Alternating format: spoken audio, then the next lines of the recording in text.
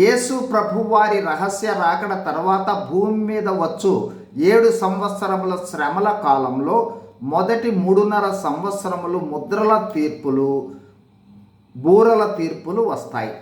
రెండవ 3.5 సంవత్సరముల కాల ప్రారంభంలో సాతాను, అంత్యక్రీస్తు, అబద్ధపు ప్రవక్తలు వారి వారి క్రూరత్వ స్వభావాన్ని చూపటం ప్రారంభిస్తారు.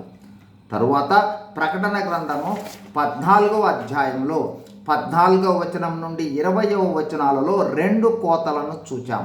మొదటి కోత 14 నుండి 16 వచనాలలో మనుష్య కుమారుని పోలిన వాని నేతృత్వములో జరుగుతుంది.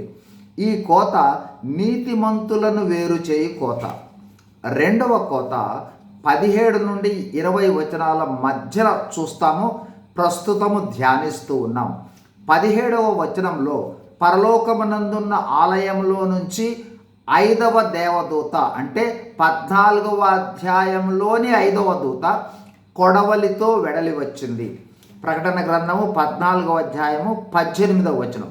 మరి ఒక దూత అంటే 6వ దూత బలిపీఠము నుండి వెడలి వచ్చెను. ఇతడు అగ్ని మీద అధికారము నొందినవాడు. ఇతడు వాడి అయిన కొడవలి గలవానిని గొప్ప స్వరముతో పిలిచి, భూమి మీద ద్రాక్ష పండ్లు పరిపక్వమైనవి, వాడి అయిన నీ కొడవలి పెట్టి దాని గెలలు కోయమని చెప్పెను.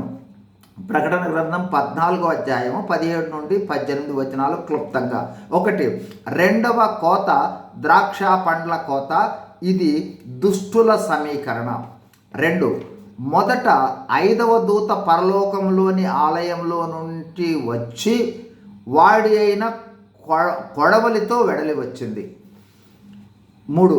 తరువాత మరో దూత అంటే 6వ దూత పరలోక దేవాలయంలోని బలిపీఠము నుంచి వెడలి వచ్చింది. 4. ఈ దూతకు అగ్ని మీద అధికారము ఉంది. అగ్ని అనేది తీర్పుకు, కోపానికి సాదృశ్యంగా చెప్పవచ్చు. 5.